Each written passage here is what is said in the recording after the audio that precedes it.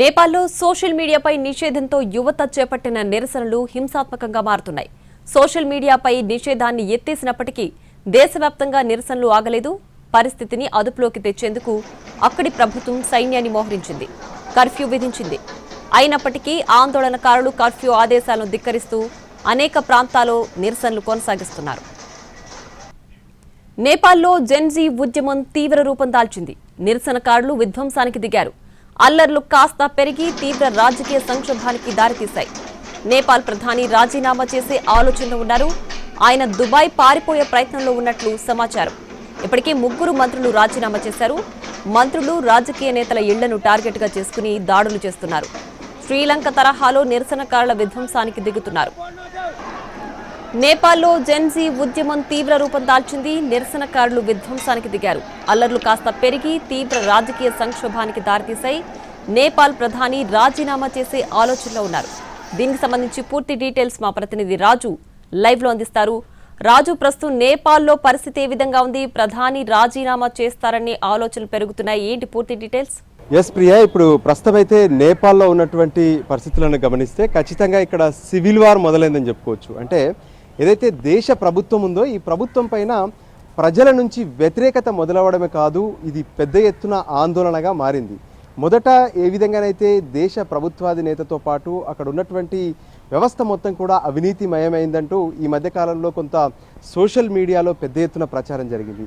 దానికి అనుగుణంగానే సోషల్ మీడియానే బ్యాన్ చేసే ప్రయత్నం చేస్తున్నారు అంటూ, ఇది చేయొద్దంటూ కూడా పెద్ద ఎత్తున యూత్ అంతా నిన్న జెన్ జెడ్ ప్రొటెస్ట్ పేరుతో విధుల్లోకి వచ్చారు. ఏకంగా కాఠ్మండ్లో ఉన్నటువంటి నేపాల్ పార్లమెంటు పైకే దాడికి దిగినటువంటి పరిస్థితి కనిపించింది. అంతేకాదు అక్కడ ఉన్నటువంటి ప్రధానమంత్రి నివాసం, ఇతర నివాసాలపై కూడా దాడులు చేసేటటువంటి పరిస్థితి కనిపించింది. పోలీసులకు నిరసనకారులకు పెద్ద ఎత్తున వాగ్వాదం జరిగింది. దాంతో అక్కడ ఉన్నటువంటి ఆర్మీ మొత్తం కూడా నిరసనకారులపైన మొదట రబ్బర్ బుల్లెట్లు, దాంతోపాటు వాటర్ క్యానన్స్ ప్రయోగించడమే కాదు, చివరికి షూట్ కూడా చేసినటువంటి పరిస్థితి కనిపించింది. ఇప్పటికే 60 మందికి పైగా అక్కడ మృతి చెందితే వందలాది మంది గాయాల పాలై ఆసుపత్రుల్లో చికిత్స పొందుతున్నటువంటి పరిస్థితి ఉంది. అయితే ఈ సివిల్ వార్తో అక్కడ ఉన్నటువంటి ప్రభుత్వం వెంటనే సోషల్ మీడియా పైన బ్యాన్ ఎత్తివేస్తున్నామంటూ ప్రకటించింది.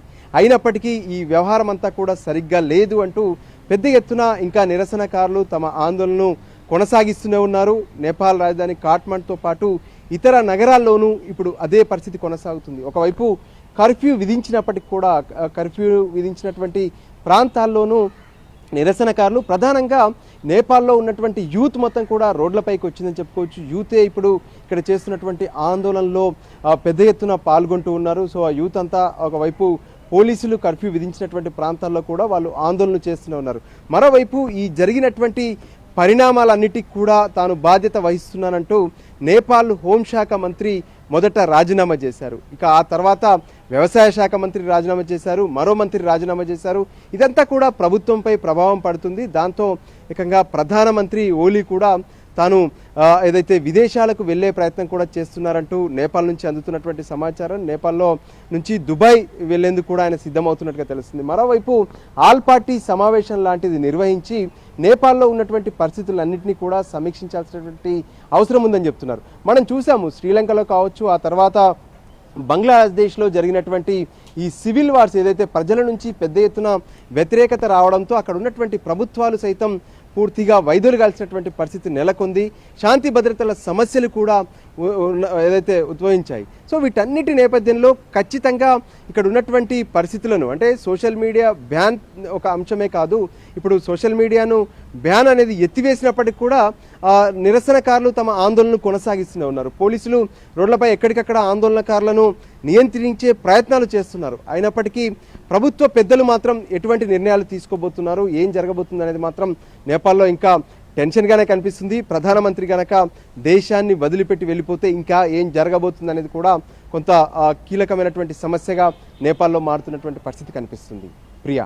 Right Raju, thanks for the updates. నేపాల్లో సోషల్ మీడియాపై నిషేధంతో యువత చేపట్టిన నిరసనలు హింసాత్మకంగా మారుతున్నాయి. సోషల్ మీడియాపై నిషేధాన్ని ఎత్తేసినప్పటికీ దేశవ్యాప్తంగా నిరసనలు ఆగలేదు. పరిస్థితిని అదుపులోకి తెచ్చేందుకు అక్కడి ప్రభుత్వం సైన్యాన్ని మోహరించింది, కర్ఫ్యూ కూడా విధించింది. అయినప్పటికీ ఆందోళనకారులు కర్ఫ్యూ ఆదేశాలను ధిక్కరిస్తూ అనేక ప్రాంతాల్లో నిరసనలు కొనసాగిస్తున్నారు. నేపాల్ ప్రభుత్వ ప్రతినిధి సమాచార కమ్యూనికేషన్ మంత్రి నివాసానికి నిరసనకారులు నింపబెట్టారు. దేశ పార్లమెంటు ముందు నిరసనకారులు గుమికూడు నినాదాలు చేస్తూ ఆందోళన చేపడుతున్నారు. పోలీసులు లాఠీచార్జ్ చేసి పలువురిని అదుపులోకి తీసుకున్నారు. మాజీ ప్రధాని ఇంటిని ముట్టడించారు. గేట్లను బద్దలు కొట్టారు. రహదారులను దిగ్బంధించారు. పోలీస్ చెక్ పోస్టులను తగలబెట్టారు. పెట్రోలింగ్ వాహనాలపై రాళ్లు రువ్వారు. పోలీసులు నిరసనకారులపై టియర్ గ్యాస్ ప్రయోగించారు. రబ్బర్ బుల్లెట్లతో చెదరగొడుతున్నారు. అయినా సరే యువత తగ్గేదే లేదంటున్నారు. ఆందోళనలు కొనసాగుతున్న సమయంలో నేపాల్ తీవ్ర రాజకీయ సంక్షోభంలో పడింది. ప్రధాని కేపీ ఓలీకి దుబాయ్ వెళ్లడానికి సిద్ధమయ్యారు. ఇప్పటికే ఆయనకు రాజకీయంగా ఎదురు దెబ్బ తగిలింది. నిరసనలు హింసాత్మకంగా మారడంతో నైతిక బాధ్యత వహిస్తూ నేపాల్ హోంమంత్రి రమేష్ లేఖక్ రాజీనామా చేశారు. ఆ దేశ వ్యవసాయ శాఖ మంత్రి రామ్నాథ్ అధికారి కూడా రిజైన్ చేశారు. మరికొంతమంది రాజీనామా బాటలో ఉన్నారు. అల్లర్ల నేపథ్యంలో నేపాల్లోని భారతీయులకు భారత విదేశాంగ శాఖ ట్రావెల్ అడ్వైజరీ జారీ చేసింది. ప్రస్తుత పరిస్థితుల్లో నేపాల్లో అప్రమత్తంగా ఉండాలని, అక్కడి అధికారులు ఇచ్చిన ఆదేశాలను పాటించాలని ఎంబసీ భారత పౌరులకు సూచించింది. అల్లర్లలో మొత్తం 18 మంది చనిపోయారు. పదుల సంఖ్యలో గాయపడ్డారు. నేపాల్లో జెన్జీ ఉద్యమం తీవ్ర రూపం దాల్చింది. నిరసనకారులు విధ్వంసానికి దిగారు. అల్లర్లు కాస్త పెరిగి తీవ్ర రాజకీయ సంక్షోభానికి దారితీశాయి. నేపాల్ ప్రధాని రాజీనామా చేసే ఆలోచనలో ఉన్నారు. ఆయన దుబాయ్ పారిపోయే ప్రయత్నంలో ఉన్నట్లు కూడా సమాచారం. ఇప్పటికే 3 మంత్రులు రాజీనామా చేశారు. మంత్రులు రాజకీయ నేతల ఇళ్లను టార్గెట్గా చేసుకుని దాడులు చేస్తున్నారు. శ్రీలంక తరహాలో నిరసనకారులు విధ్వంసానికి దిగుతున్నారు. ఇక నేపాల్లో రాజకీయ సంక్షోభం నెలకొంది. ఇప్పటికే నేపాల్ ప్రధాని రాజీనామా చేసే ఆలోచనలో ఉన్నారు. నిరసనకారులు ప్రధాని ఇంటిని చుట్టుముట్టారు. నేపాల్లో జెన్జీ ఉద్యమం తీవ్ర రూపం దాల్చింది. నిరసనకారులు విధ్వంసానికి తెగబడుతున్నారు. అల్లర్లు కాస్త పెరిగి తీవ్ర రాజకీయ సంక్షోభానికి దారితీసింది. నేపాల్ ప్రధాని ఇప్పటికే రాజీనామా చేసే ఆలోచనలో ఉన్నారు. ఆయన దుబాయ్ వెళ్లే ప్రయత్నం చేస్తున్నారు.